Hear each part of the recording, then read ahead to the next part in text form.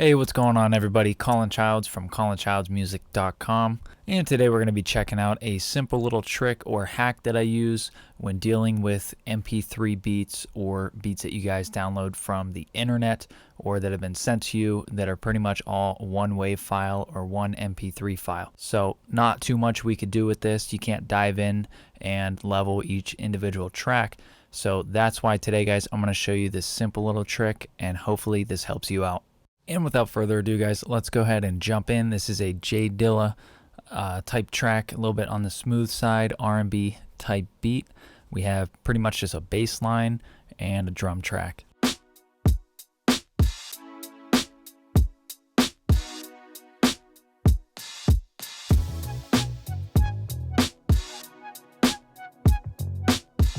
So that's pretty much the gist of it there, guys. And we are in Studio One's project page, which is primarily made for mastering purposes. And that's just what we're going to use today since I am mastering this for somebody. So this is the Neutron Elements plugin by iZotope.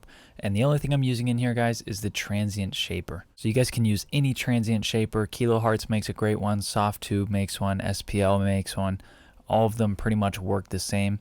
And that's what we're going to be using today. Let's go ahead in and check out some of the parameters. We have sharp, medium, and smooth. I'm starting here on smooth, and I'm lowering the attack.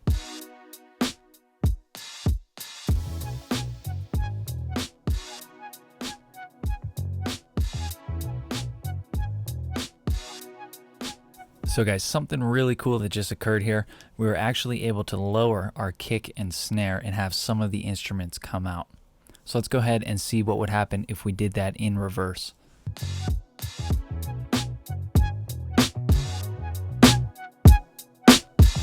So as you could tell, guys, we kind of had an exact opposite effect occur there. We had our kick and drums come up, and then the bass and the other melody instruments went down. So using a transient shaper in this way is going to be your guys' best tool for changing the relationship between your drums and your instruments inside of a beat master. But if you guys do have access to the stems and your individual tracks within the beat, I would suggest going in there, changing levels, and mixing it that way before going ahead and doing this method. This is solely for people who only have one file, one MP3, or one wave. So guys, that's pretty much it for today's video. I hope this helped you out. This is one of many methods that I use personally for mastering hip-hop beats. But I thought this was a really cool trick and something super simple that would help you guys out. So comment if it did. Comment if you guys want to see something else. And as always, we have more tutorials on colinchildsmusic.com. We also have playlists with everything you need to know about mixing and mastering hip-hop, and mixing and mastering metal, even recording. So guys, go ahead and check those out, subscribe for more, and thanks for watching.